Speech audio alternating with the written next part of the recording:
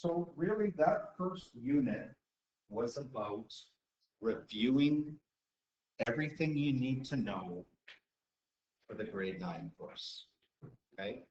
And the things that we talked about, the major things, were how to do the 4 operations with positive and negative numbers, how to do the 4 operations with fractions, how to do some order of operations, as well as a little geometry with circles and other shapes, okay? So now we're actually moving into the grade 9 course. And those skills that we did in Unit 1 are going to be important. Like, you need to know your fractions, you need to know your positive and negative numbers to be successful in this second unit. So we are going to talk about a certain type of number in this unit called a rational number, okay? And I'll get to rational number in a second. But basically, since man could walk around and start to count things, okay, they developed different number systems. So the first number system was, what do we use to count things? Okay, and we called that system the natural or counting numbers. And we call it capital N. And the natural numbers are as follows. They start at 1 and go up by 1. Those are the natural numbers. That's the math notation for it. Yes, please. Okay.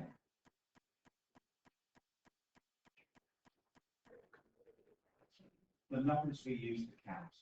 So we start at 1, and then we go 2, and then we go 3, and then it goes forever.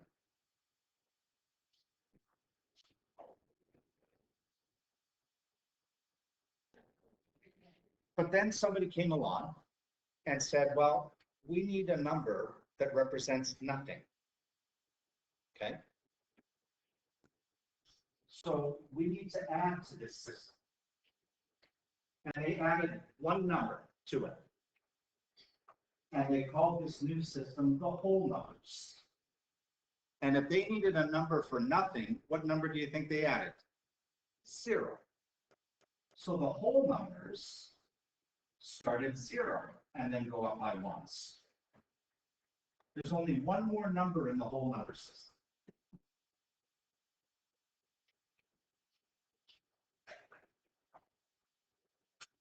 So it's showing it on the number line. We start at 0, we go up by 1, and then 2, and then 3, and then etc.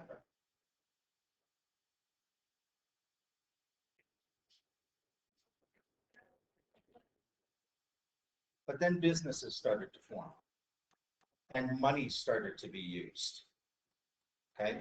And other things started to be used that required some more numbers. Numbers that represent, if say in business, you owe something to somebody. And numbers that represent when you owe something are negative numbers.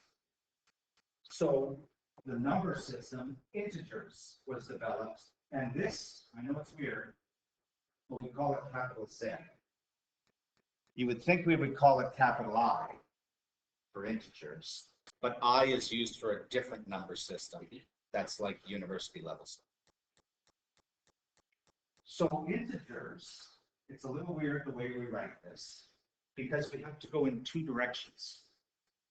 We start at 0, so I'm going to put it sort of here. And then I go backwards down by 1 forever. So we go -1, -2, -3, continues on.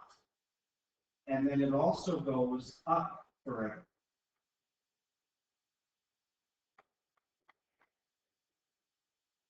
So it has sort of 2 ... dots on each end, because it goes down forever into the negatives, it goes up forever into the positives.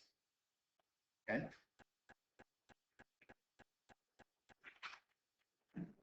And we would show it like this. So we would put, say, 0 here, and then we put -1, -2, and continue to the left forever into the negatives. And then we go 1, 2 to the right, and then continue 3, 4, 5, and so on.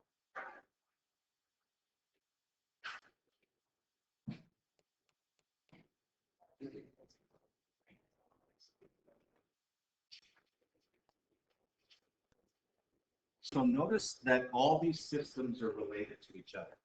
Every natural number that we started with was also a whole number. And every whole number is also an integer. So the natural number system is part of the wholes, which is part of the integers. But then the dilemma came along. How do we show numbers in between integers? What do we call those numbers that are in between integers? Or decimals. Fractions or decimals. Okay. Are you all right? Okay. So how do we write this? Because it's kind of hard to use the notation that we just used. Because where do you start? Like, what fraction comes after 0?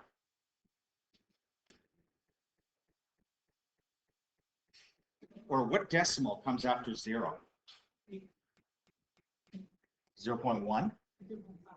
0.5? What about 0.4? Doesn't that come before 0.5? 0.1 comes before those two. But 0.01 comes before that one. And 0.001 comes before that one, because it's really small. And 0.00001 comes before that one. So which one comes after 0? You can't write it.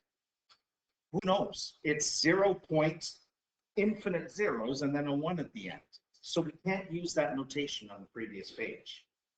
The best we can do is we can say rational numbers are numbers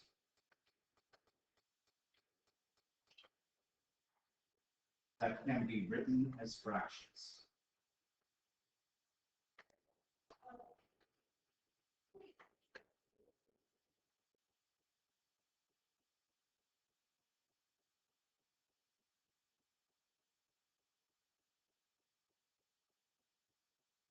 And we call this number system because we use the letter R for something else. We actually call this one capital Q. Okay.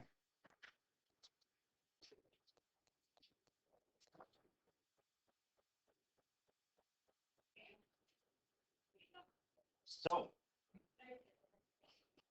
rational numbers include all natural numbers.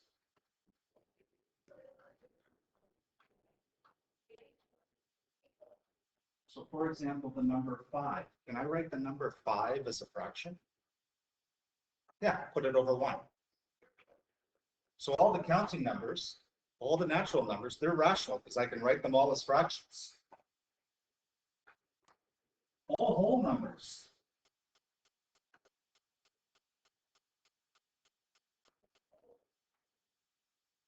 can be written in fraction form.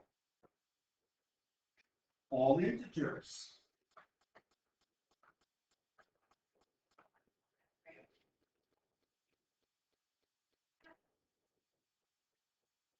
all fractions. Because obviously it's a fraction and can be written as a fraction. And all decimals that end or repeat.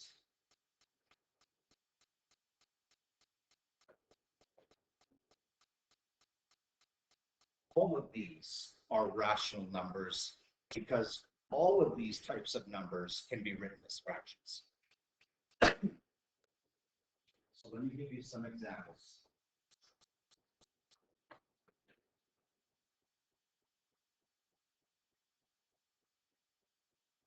Well, I said 5. Why? Because you can write 5 as 5/1. So any counting number. 0. How can I write 0 as fraction? 0/1. Yeah, it could be any number. But 0/1 is fine. All integers, negative numbers. Because every negative number, you just, to write it as a fraction, put it over 1.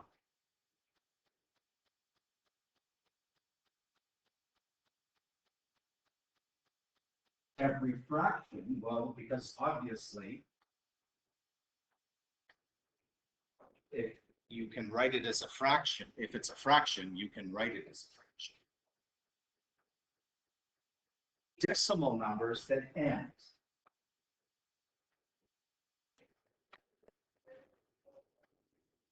How would you write 0.5 as a fraction?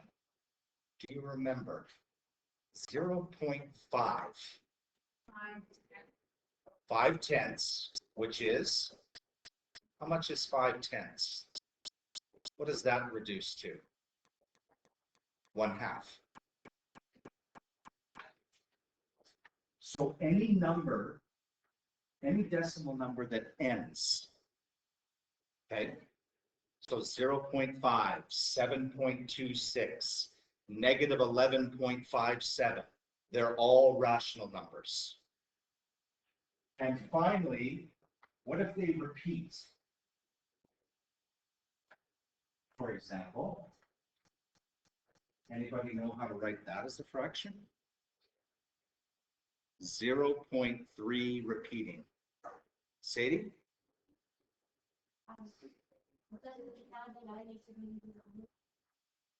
A 9? Well, if it's only one decimal place, you only need 1 9. But yes, you're right. So it'd be 3/9, which is 1/3.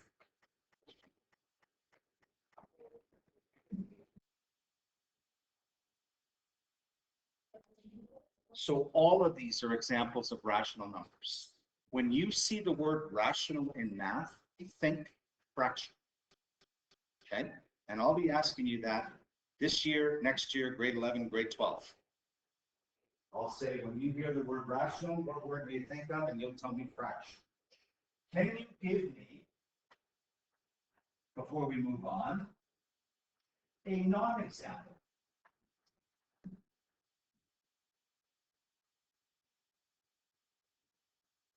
Can you give me an example of a number that you cannot write as a fraction? Which means it cannot be written as a decimal that ends. It cannot be written as a decimal that repeats. Can you think of a number that as a decimal never ends or never repeats?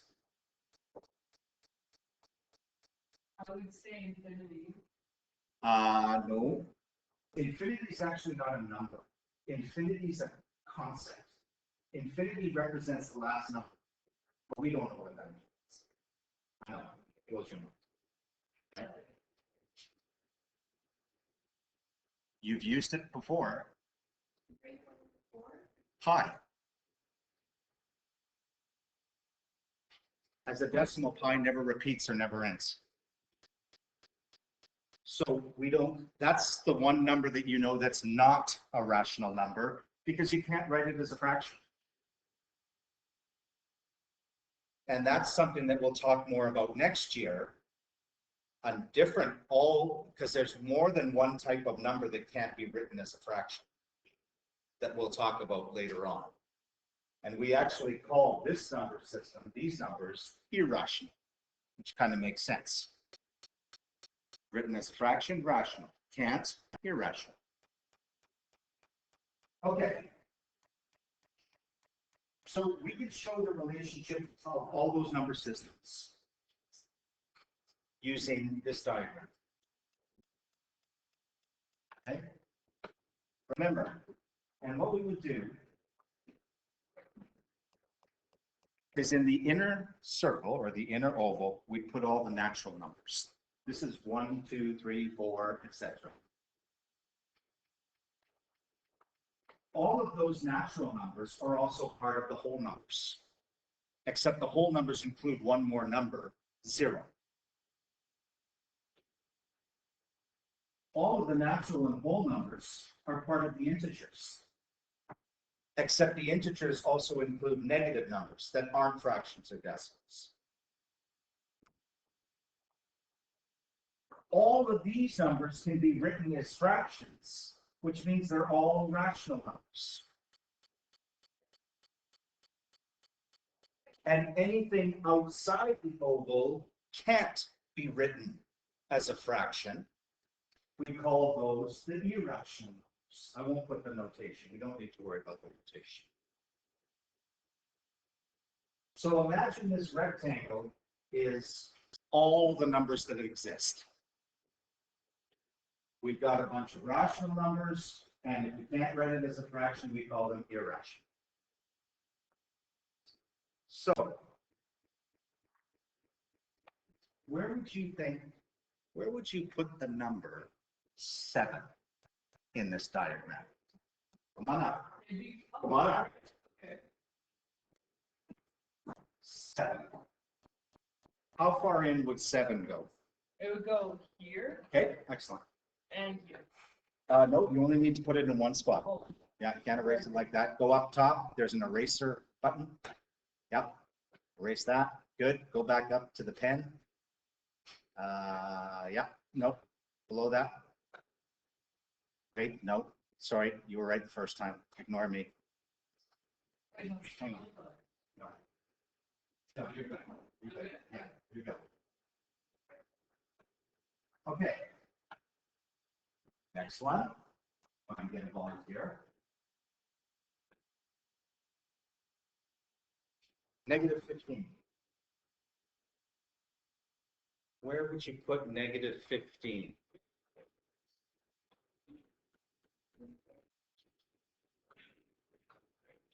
Oh. That's not. Good, not right. Why is that?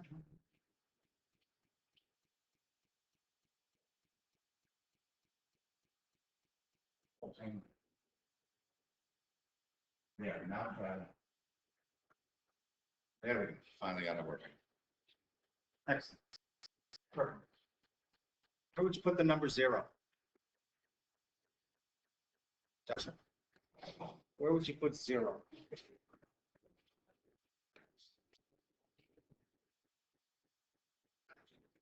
Yep. Perfect. Where would you put the number 6.6? Where would you put the number 6.6? All right. Yeah, absolutely. 6.6.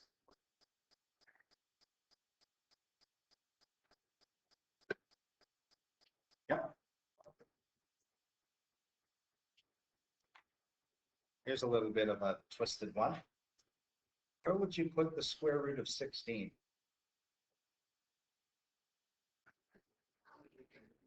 Where would you put the square root of 16?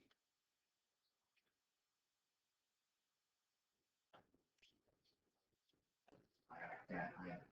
I'm not good at that reading. Sadie. Okay, I'm asking like what the square root is. Yeah, the square root of 16. Where would you put it on this diagram? I thought it was trying to get to this.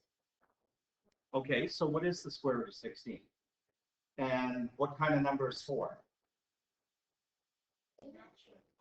That's what it's Natural number. So the square root of 16 can actually go inside here. Because it's the same as 4, which can be written as the fraction 4 over 1. Where would negative 1/7 go? Negative 1/7. Okay.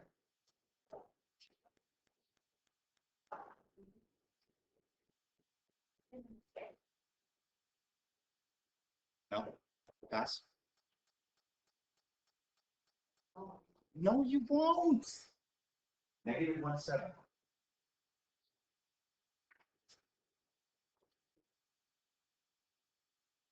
You know it. I did. Show me where negative 1/7 is.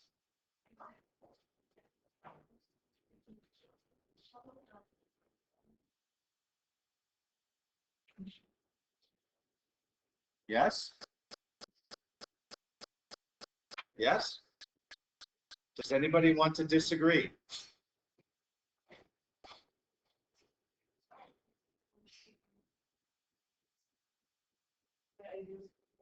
It's a negative number. But aren't integers can't be fractions, can they? Doesn't it have to go into the fraction section? Which is here. So they would go here. Only whole numbers with negatives in front would go in Z. So like -10, -5, -3. But as soon as you put a fraction after it, or as soon as you put a decimal after it, it becomes like negative, if we had negative 5.7, it would go in the cube because that is a decimal, which means it's part of the rational number system. Okay, last one, pi. Where would you put pi? So I did down there. Wait, Wait, it's not a trick question. not really. Is it inside here? Okay, so where would you put it? Just draw the pi, yeah. You got it. That's it. Well done. Okay. So it gives you an idea of what kind of number systems we're dealing with. And we're going to be focusing on the rational numbers. So before, I just want to do a couple of little things. First of all of those numbers, counting numbers, whole numbers, integers, rational numbers, irrational numbers, are all part of the big number system called the real numbers. That you don't really have to worry about.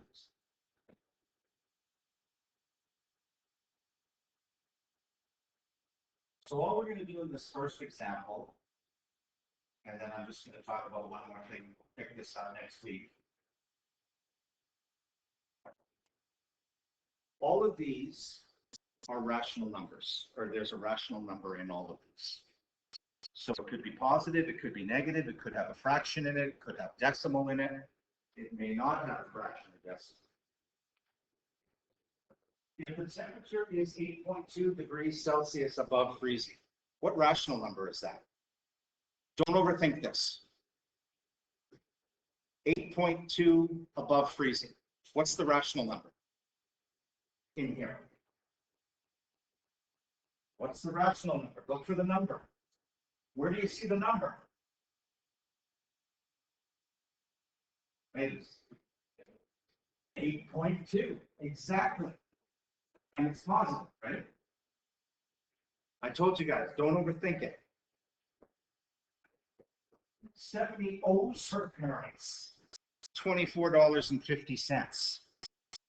What's the rational number?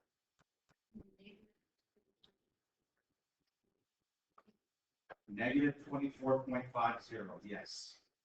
Because this has to be a negative because you owe earnings of $100. Remember, 100 is a rational number. Yep. Positive 100. Yeah, just 100.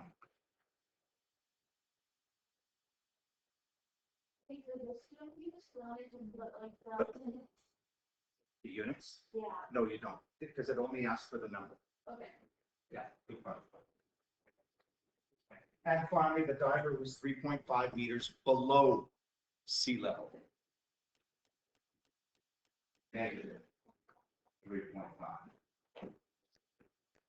And all of those are rational numbers. Okay? This is a rational number, this is a rational number. This we can actually even call a counting number. We can also call it a whole number. We can also call it an integer, and we can call it a rational. It's called all four.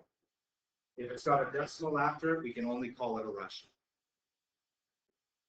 And the last thing I want you just to look at, and this is not going to be mandatory, but remember when I was giving you examples of rational numbers, and I gave you 0.5, and I asked, can you write 0.5 as a fraction?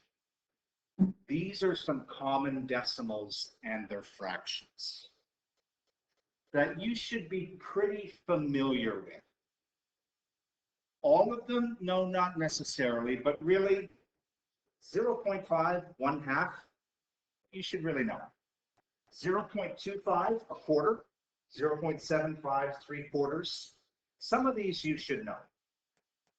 Other ones, if you're given a fraction and you're asked to change it to decimal, just divide it on your calculator. Like if I said what's 17/18 as a decimal, don't try and figure it out in your head. Use a calculator, get the decimal answer. Okay? But some of these ones are pretty common. Okay? So I'm going to leave it there